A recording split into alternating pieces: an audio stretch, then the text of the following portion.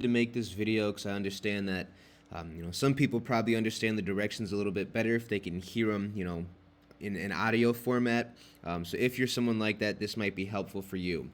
But for your independent reading, I think you guys know I'm not really interested in overly assessing you on it, but every few weeks I do like to do what I like to call short independent reading checks, which are just small informal assignments to make sure not only are you staying up to date on your reading, but you're actually comprehending the things that you're reading. And for this first one that we're going to do this trimester, it's one that we've done before in the past, so if you've had me before, this might seem familiar to you. But you're going to be writing 2 fully developed paragraphs. And the emphasis is on this idea of fully developed, where 2-sentence, 3-sentence paragraphs probably are not going to be enough.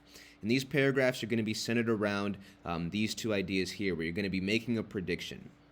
So in your first paragraph, you're going to introduce the characters and conflicts in your story.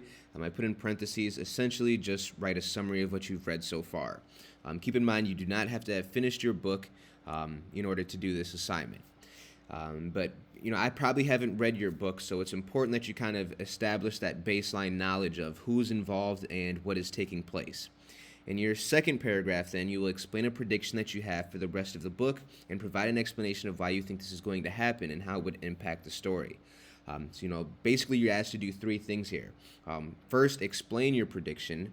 Then why do you think this is going to happen? Is there a certain thing that's been happening in the book that's going to make you think this? And then if this does happen, how would it impact the rest of the story? So how would the conflict change? Would it be resolved? Would it create a new conflict? How would the characters react? Those are all things that I want you to answer. If you are reading a nonfiction text, you can write 2 separate paragraphs about 2 things that you've learned from the text that you're reading. So that option is there for you. If you have finished a book this trimester, if you send me a Schoology message with a picture of the book cover for the book wall in the back, I will make sure it gets added up there as soon as I can.